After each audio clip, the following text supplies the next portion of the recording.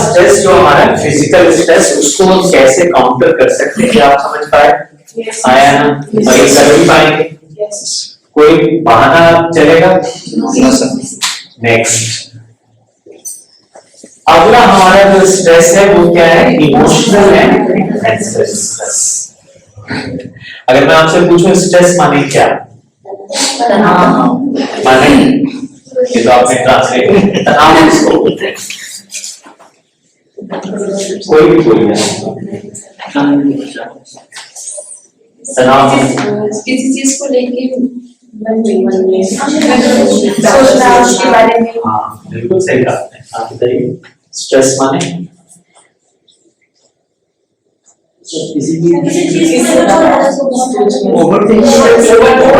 कोई चीज बहुत ज्यादा सोचना,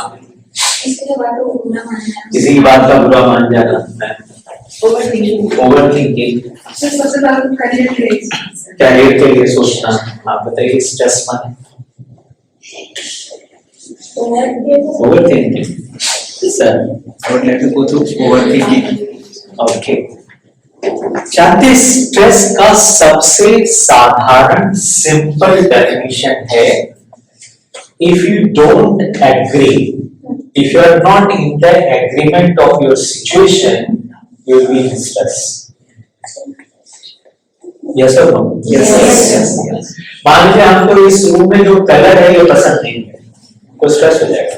यस, ये पर्दा हमको ठीक नहीं लग रहा, इससे हम एग्री नहीं करते। आपका जो विचार है उससे हम एग्री नहीं करते, स्ट्रेस हो जाएगा। आया ना? यस। तो हम उसको स्ट्रेस कहते हैं, disagreement with the situation which you are is the stress. अब इतने सारे लोगों से मिलते हैं, इतने बड़े बड़े ऐसे ऐसे प्रॉब्लम्स लेकर के लोग हमारे सामने आते हैं, बोलते हैं इसमें प्रॉब्लम क्या है? अभी बनारस के बहुत प्रसिद्ध उद्योगपति हैं, वो एक बार अपनी पत्नी को लेकर के आए हमारे पास में। हम बोले कि ये बड़ा डिप्रेशन में, तो हमने थोड़ी सी बातचीत करी उनसे, साथ में काउंसलिंग किया, क्या रीजन है।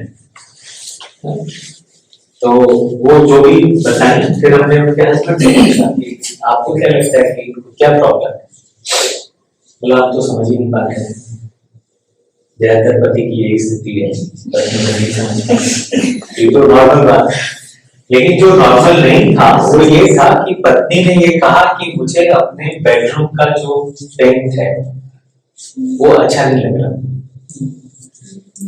तो हमने उनके पति की तरफ देखा, हमने कहा ये कौन सी बड़ी बात है, इतना पैसा आपके पास में है, दूसरा कलर। तो उन्होंने कहा सर हम पिछले 6 महीने में 7 बार कमरे का कलर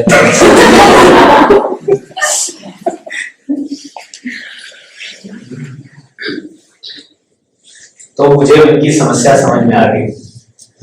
घर में सब कुछ है, कोई काम नहीं, इसलिए डिप्रेशन है।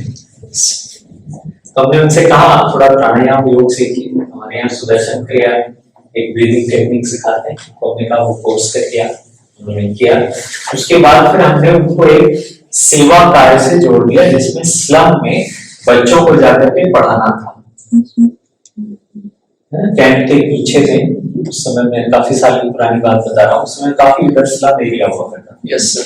तो हम वहां जाकर के सेवा करते थे, तो हमने उसी प्रोजेक्ट में उनको ऐड कर दिया। अब वो जाकर के बच्चों को, उस समय में वो खुला था मैकडोनल्ड है ना, उस जेएचबी मॉल में खुला था, तो सारे बच्चों को लेकर के मैकडोनल्ड गए, और उन बच्चों की जो खुशी थी हम बता नहीं सकते आप। और उन बच्चों की खुशी में उनको इतनी खुशी मिल गई, तो सब कलर वलर ये सब भूल गए।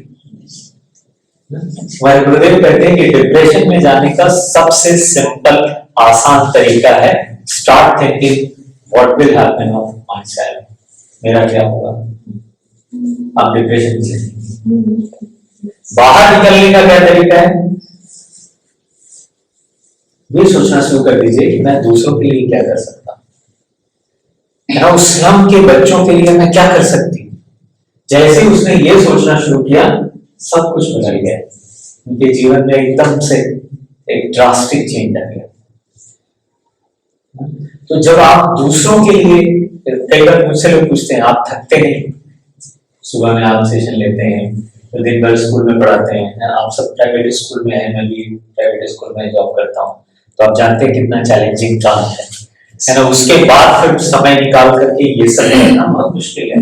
तो हम ये बोलते हैं जब आप अपने लिए कुछ करते हैं तो थक जाते हैं, जब आप दूसरों के लिए कुछ करना शुरू कर देते हैं तो आप थकते हैं।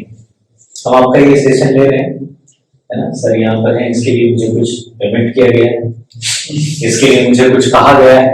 नहीं, मेरी इच्छा है, मैं आया यहाँ पर, मुझे लगा कि हम शायद अपने अनुभव से आपको कुछ दे सकते हैं, मुझे अच्छा लगेगा। आप अगर मुस्कुराएंगे मुझे अच्छा लगेगा।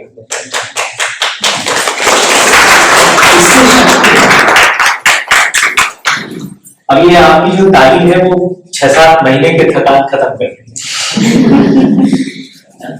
तो आप चाहते हैं अगर 2-4 साल का मेरा काम खत्म हो जाए तो आप बीच बीच में